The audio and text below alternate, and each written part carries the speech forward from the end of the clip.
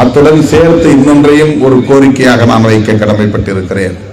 இந்த LDF கூட்டணி அமைச்சரவையில் ஒரே ஒரு தலித் அமைச்சராக இருந்தால் ராதாகிருஷ்ணன், அவர் இப்போது நாடாளுமன்ற உறுப்பினராகிவிட்டார்.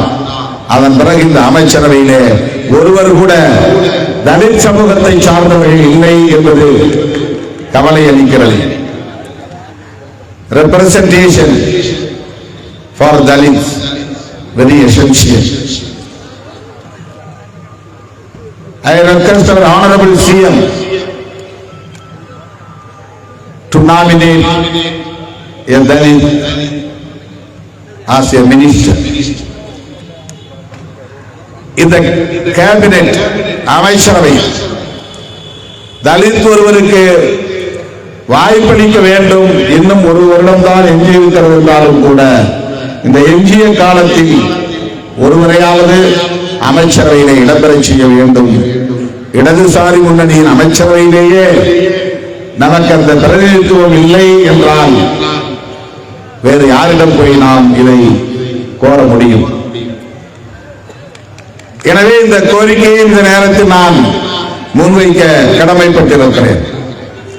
எனது அருமை தோழர்களே,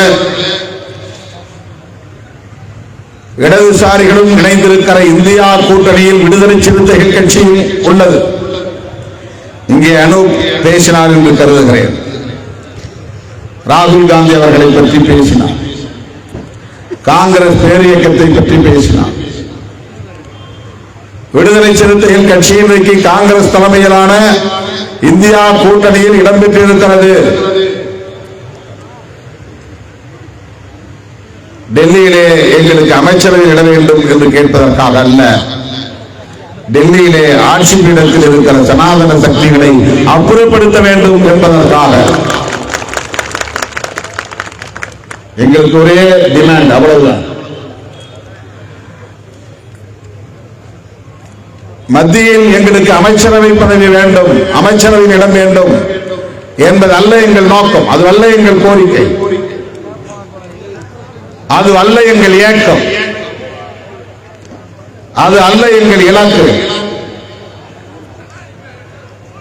வெகு மக்கள் விரோத அரசாக இன்றைக்கு டெல்லியிலே இருக்கிற பாஜக அரசு இருக்கிறது.